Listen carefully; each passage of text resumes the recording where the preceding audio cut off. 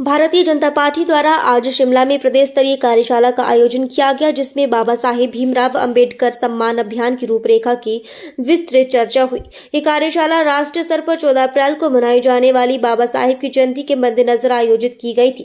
कार्यशाला को संबोधित करते हुए वरिष्ठ विधायक एवं जम्मू कश्मीर भाजपा के प्रदेश महामंत्री डॉक्टर देवेंद्र मनियाल ने कहा कि कांग्रेस पार्टी और उनके सहयोगी दलों ने बाबा साहेब अंबेडकर की घोर उपेक्षा की।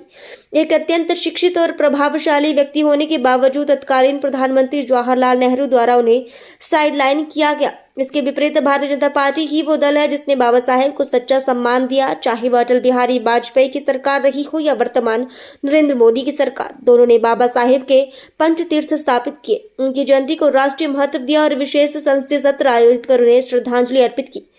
भाजपा का ये अभियान समाज के वंचित वर्गों को सम्मान देने और सच्चे राष्ट्र निर्माताओं को याद करने की दिशा में एक महत्वपूर्ण पहल है। नमस्कार, मैं डॉक्टर देवेंद्र कुमार मनियाल जम्मू कश्मीर में रामगढ़ विधानसभा से विधायक हूं और प्रदेश में भारतीय जनता पार्टी महामंत्री हूं। आज हम यहाँ शिमला में, जो हिमाचल की हमारी राजधानी है, यहाँ पर आए हैं।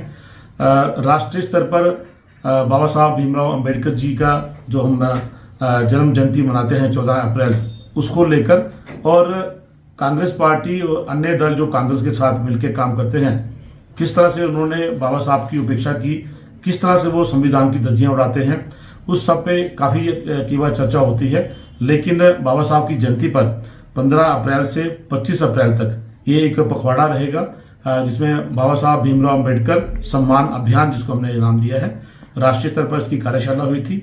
वहाँ से मुझे यहाँ हिमाचल में भेजा गया। आज यहाँ पर प्रदेश की कार्यशाला है।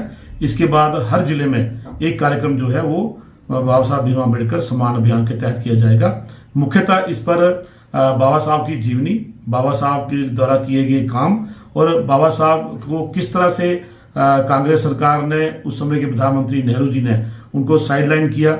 एक one of the most educated person होने के बावजूद भी हिंदुस्तान का उनको दरकिनार किया गया, उनसे काम लिया गया, लेकिन उनको रिकॉग्नाइज नहीं किया गया। अगर उनको रिकॉग्नाइज किया तो वो भारतीय जनता पार्टी ने किया, वो चाहे आदरणीय अटल बिहारी वाजपेयी जी की सरकार में और चाहे आदरणीय नरेंद्र भाई मोदी जी की सरकार में। उनके पंच तीर्थ, उनकी जयंती को मनाना, 2 दिन का स्पेशल सत्र रखना, कई ऐसे काम भारतीय जनता पार्टी ने किए हैं।